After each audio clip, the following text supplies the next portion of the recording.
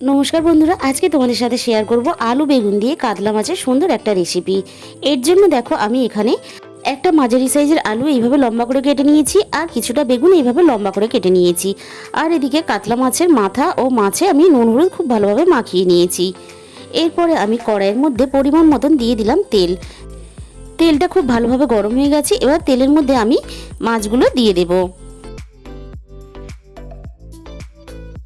এবার মাছগুলোর একটা সাইড খুব ভালোভাবে হয়ে যাওয়ার পরে অপর সাইডটা আমি এইভাবে উল্টে পাল্টে ভেজে নেব।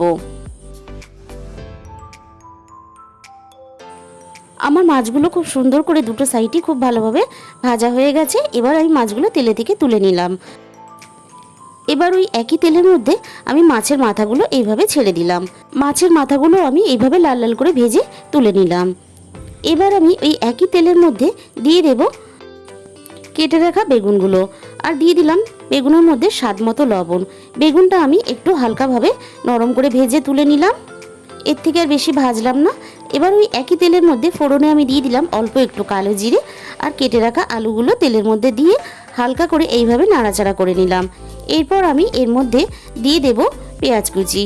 এরপরে আমি এখানে স্বাদ মতন লবণ দিয়ে দিলাম।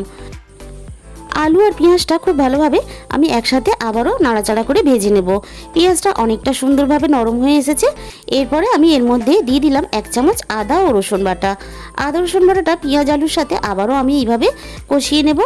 এরপরে আমি দিয়ে দিলাম সামান্য পরিমাণ জল, যাতে না মশলা পুড়ে যায়।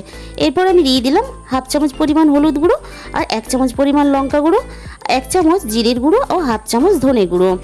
আমি এখানে ঝালের পরিমাণটা বেশি দিলাম। খুব ভালোভাবে আলুটা মশলার সাথে আমি কষিয়ে নিলাম। এখানে আমার সুন্দর করে কষানো হয়ে গেছে। এতে দিয়ে দিলাম পরিমাণ মতন জল। জল দিয়ে মশলার সাথে সব কিছু খুব ভালোভাবে মিশিয়ে দেব। এরপর ঝোলটা ফুটে ওঠার পরে আমি এখানে দিয়ে দিলাম ভেজে রাখা মাছগুলো। এইভাবে ফুটন্ত ঝোলে মাছগুলো দিয়ে আমি 2 থেকে 3 মিনিট ফুটিয়ে নেব। এতে মাছের মধ্যে সমস্ত মশলাগুলো টেনে নেবে, খেতে সুন্দর হবে। আর দিয়ে দিলাম ভেজে রাখা বেগুনটা। বেগুনটা যেহেতু ভাজা আছে তাই এটা কিন্তু সিদ্ধ হতে সময় লাগবে না। এইভাবে ঝোলের একটু বেগুনটা দিয়ে দিলাম। এরপরে দেখো আলুগুলো আমার খুব সুন্দরভাবে সিদ্ধ হয়ে মাছের ঝোল রেডি হয়ে গেছে। আমি উপর থেকে হালকাভাবে অল্প একটু গরম মশলা দিয়ে দিলাম। এবার হালকা করে মিশিয়ে দিলাম। আজকের এই আলু বেগুনের রেসিপিটা তোমাদের যদি ভালো লেগে থাকে অবশ্যই একটা লাইক করো। আর যারা এখনও পর্যন্ত আমার চ্যানেলটাকে সাবস্ক্রাইব করোনি, তোমাদের যদি ভালো লেগে থাকে আমার রেসিপিটা, তাহলে অবশ্যই আমার চ্যানেলটা সাবস্ক্রাইব করে আমার পাশে থাকার অনুরোধ রইল। তাহলে আজকে এই পর্যন্ত, দেখা হবে অন্য কোনো রেসিপির সাথে।